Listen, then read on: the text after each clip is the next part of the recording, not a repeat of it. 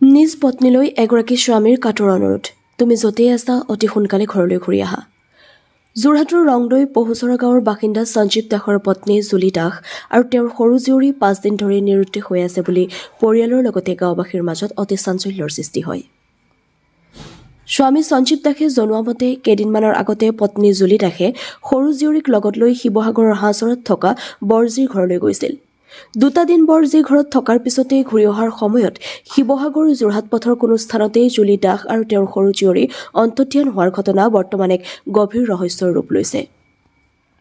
স্বামী সঞ্জীৱ দাসে অতি কাতৰ অনুৰোধ জনাইছে যে তুমি য'তেই আছা দয়া কৰি অতি সোনকালে ঘৰলৈ ঘূৰি আহা, সকলো চিন্তিত। পত্নী আৰু কন্যাক বিচাৰি নাপাই সঞ্জীৱ দাসে ভোগদৈ চকীত আৰক্ষীৰ কাষ চাপে। উল্লেখযোগ্য যে আৰক্ষীৰ প্ৰাথমিক অনুসন্ধানত জুলি দাসৰ মোবাইলৰ শেষ লোকেশ্যন গুৱাহাটীত ধৰা পৰিছে। সঞ্জীৱ দাসে কয়, জুলি দাসে সাধাৰণতে মোবাইলতে বহু সময় ব্যস্ত হৈ থাকে।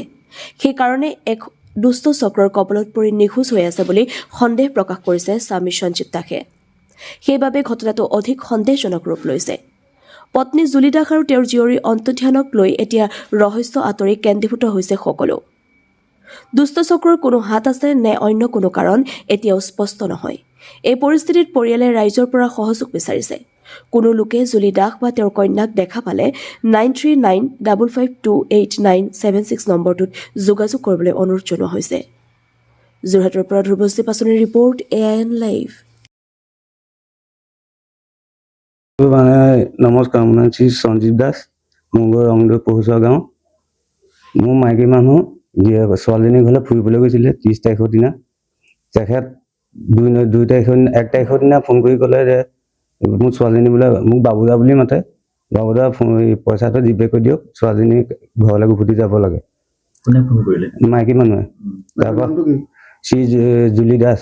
ছোৱালীজনীৰ নাম অকণমান দিন। সৰু ছোৱালীজনীৰ নাম শ্ৰী নন্দিনী দাস। আপোনাৰ মাইকী মানুহৰ বয়স? মাইকী মানুহৰ বয়স 32 বছৰ, সৰু ছোৱালীজনীৰ বয়স 9 বছৰ। আৰক্ষীক খবৰ দিলেনে? আৰক্ষীক আমি খবৰ দিলোঁ ছাৰ, কালি দি আহিছোঁ। তেখেত আহি থাকোঁতে মানে মোক ফোন কৰিলে যে গৈ আছোঁ বোলে, আপুনি বোলে চিন্তা নকৰিব।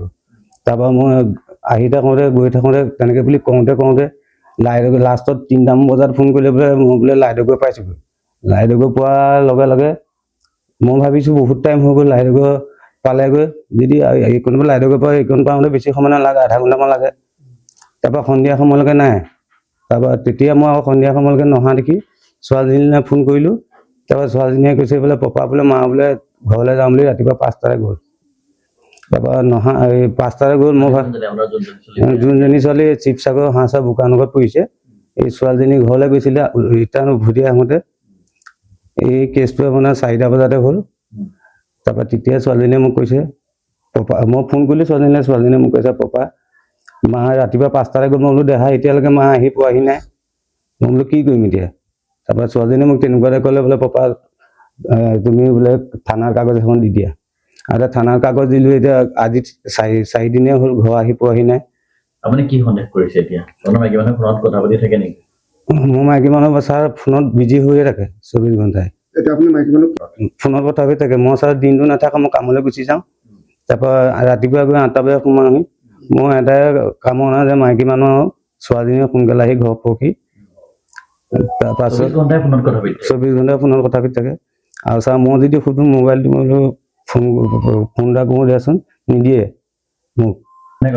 গুণগুণাই কথা পাতি থাকে। কাজিয়া আমাৰ মাজত কাজিয়া কেতিয়াও হোৱা নাই ছাৰ। আৰু তেনেকৈ আগতেও গৈ থাকে, ছোৱালীজনী ঘৰলৈ গৈ থাকে, আকৌ মই পইচা ভৰাই দিওঁ, আহি থাকে। তাৰপৰা এতিয়া 4 দিন নহা দেখি মোৰ চিন্তা হৈছে, জানো ছাৰ সৰু ছোৱালীজনী গৈছে আজিকালি ক'ৰবাত কিজানি মাৰিয়ে পেলালেগৈ। এজাহাৰ দিলোঁ। এতিয়া আপোনাৰ ছাৰ এদিনেই মই দেখিছোঁ কথা পাতি থাকোঁতে ধৰা পেলালৈ নিজে। তেতিয়া লগালগ আপোনাৰ কাটি দিলে ফোনটো। আৰু তেতিয়া মই মানে মোবাইল চলাব নাজানো ছাৰ। কি টিপিলে কি ওলাই মই একো নাজানো। তাৰপৰা ফোন কৰি থাকোঁতে তাই ক'লে বোলে হেৰি নহয়, বাবুদা বোলে, মই বোলে এই ছোৱালীজনীৰ কথা পাতি। যিকোনো খবৰ আৰু বিজ্ঞাপনৰ বাবে যোগাযোগ কৰক 7896121996।